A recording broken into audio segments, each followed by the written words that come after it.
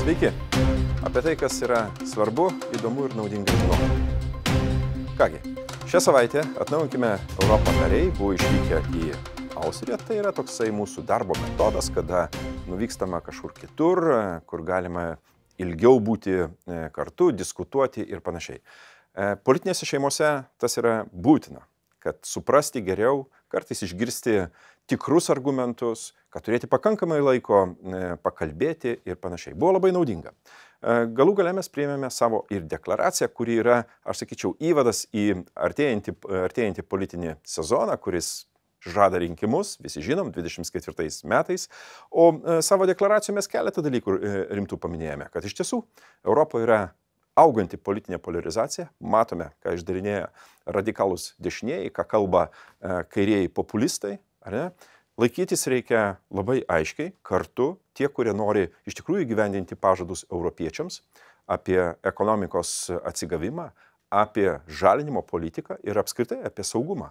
Jeigu tai bus vien tik tai populizmo arba atsitiktinių sprendimų rezultatas, nežinau, ar visiems mums bus smagu gyventi tokioj Europoje, kaip mes prognozuojame. Kągi, tai buvo 3 dienų išvyka, naudinga, žinoma, su tam tikra kultūrinė programa, nes mūsų austrų kolegos norėjo parodyti vieną ir kai kurios kitus objektus plačiau, papasakodami ir istoriją, ir esminius dalykus. Kągi, grįžom, bet čia darbas visada tęsiasi. Ir Briuselis, ir kitą savaitę štai sesija Strasbūre žada būti labai įdomi.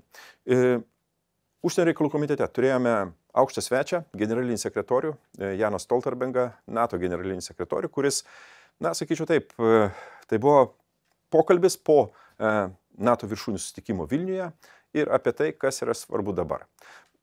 Smagu, kad Stoltenbergo koncentracija ir, pasakyčiau, pagrindiniai dalykai, kuriuos jis mums paminėjo, sakyčiau, taip sutampa su mano požiūriu. Jis sakė, kad NATO šiuo metu Europoje 600 milijonų europiečių priklauso arba gyvena NATO teritorijose. Tai yra didžiuliai skaičiai, ar ne?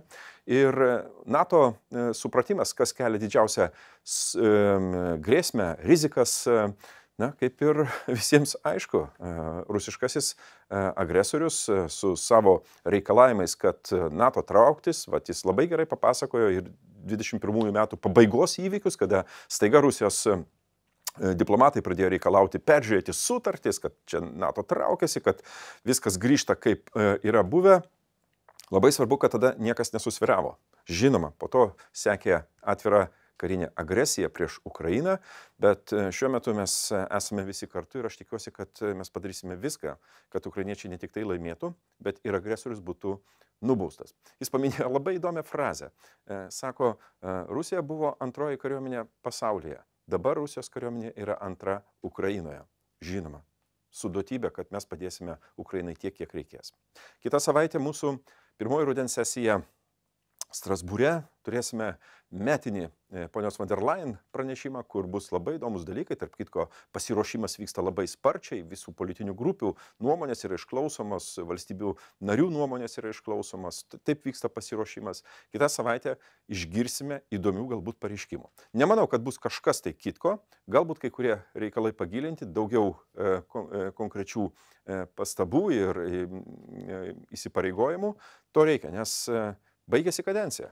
Jeigu nepadarai per kadenciją, nebus pasitikėjimo ir kitos kadencijos metu. Todėl sekite įvykius, jų bus ypatingai kitą savaitę daug įvairių komentarų, galbūt net ir politinių ginčių, bet ginčiai kartais reikalingi. Tokia yra politika. Linkiu Jums gražios dar vasariškos savaitgalio nuotaikos ir iki pasimatymo Strasbūre.